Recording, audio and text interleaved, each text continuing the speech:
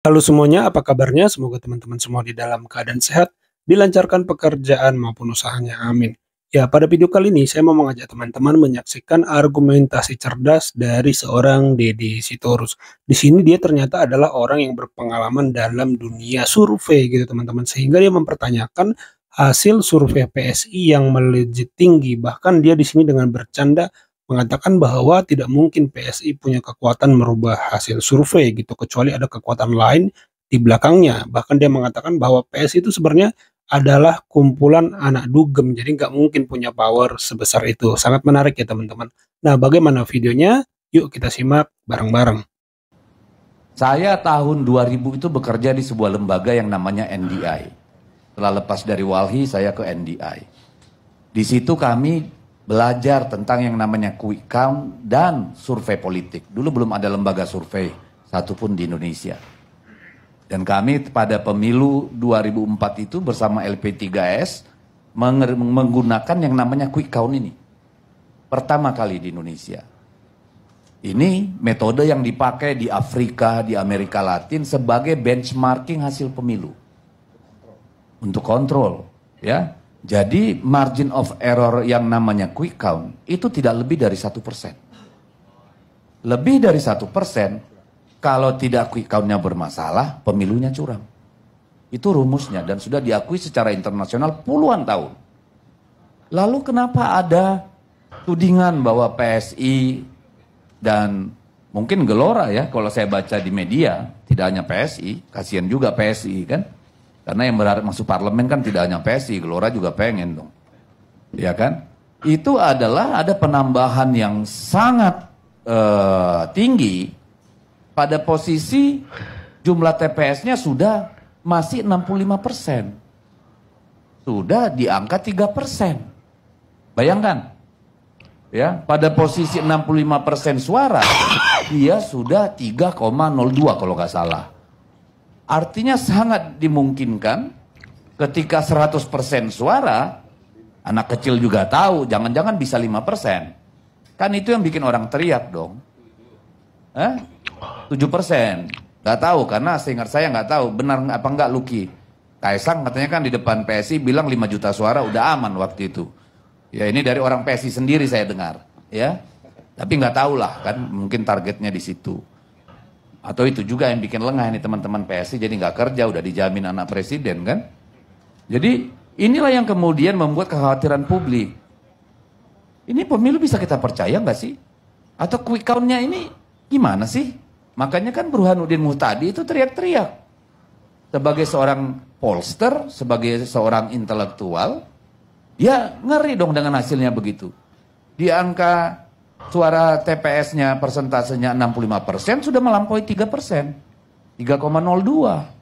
Jadi sangat layak kalau nalar orang-orang yang masih punya nurani berkata, something wrong. Karena seperti dikatakan Uki tadi, itu kan soal sebaran, basis-basis PSI belum masuk. Nah kalau sisa 35% lagi itu sisanya adalah basis PSI, bukan PSSI sorry. Bisa 7% beneran. Why not? Dan itu berarti menyempurnakan agenda Jokowi yang disampaikan pada Bambang Wijayanto. Bahwa PSI pasti lolos parlemen.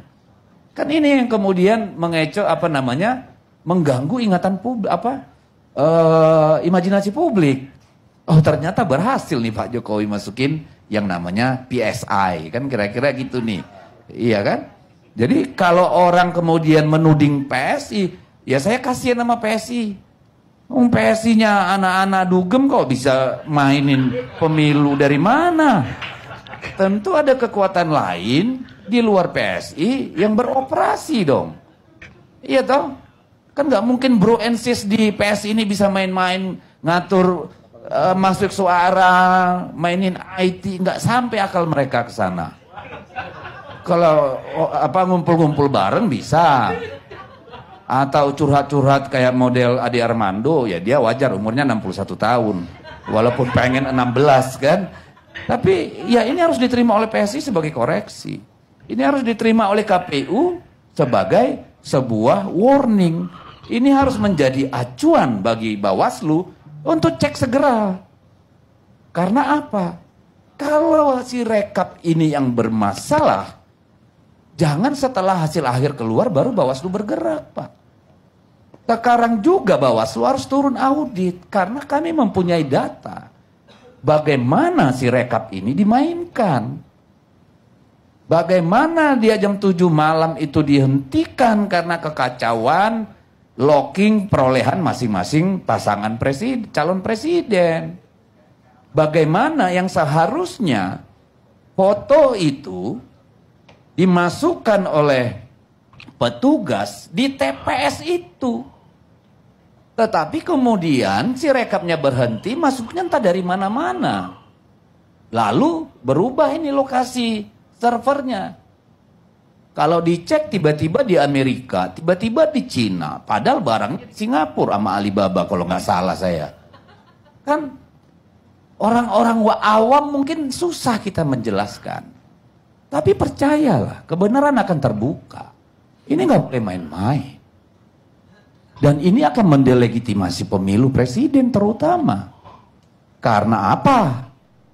Karena serangkaian intervensi kekuasaan dalam pemilu ini adalah pemilu presiden. Kenapa? Karena anak presiden bertarung dalam pilpres. Ya, sangat masuk akal penjelasan Deddy Sitorus ya. Ada 2 anak presiden yang bertarung. Gibran sudah sukses. Tinggal Kaisang sebagai presiden dan ayah. Pasti ingin juga dong anak keduanya sukses. Terlebih PSI sudah diklaim adalah partainya Jokowi.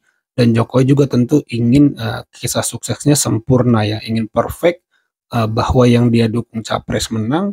Partai yang dia dukung juga menang. Dia ingin bikin rekornya itu sempurna gitu teman-teman. Jadi ya menurut saya kalau memang kejanggalan-kejanggalan itu ada, hak angket itu perlu. Karena untuk memanggil KPU bukan urusan politik 100%, bukan untuk mengimpeachment presiden. Itu mah masih jauh, itu masih jauh di belakang. Itu kan kalau terbukti ada suatu pidana, ada suatu cawe-cawe yang melanggar hukum. Tapi sejauh ini kan fokusnya pada kinerja KPU. Nah, apakah benar KPU ini kinerjanya memang murni tidak beres, tidak benar, atau memang ada intervensi dari power dan kekuasaan yang lebih besar? Makanya saya sih mendukung hak angket ya. Prof. Jimli saja mendukung. Prof. Jimli bilang hak angket itu untuk menemukan kebenaran.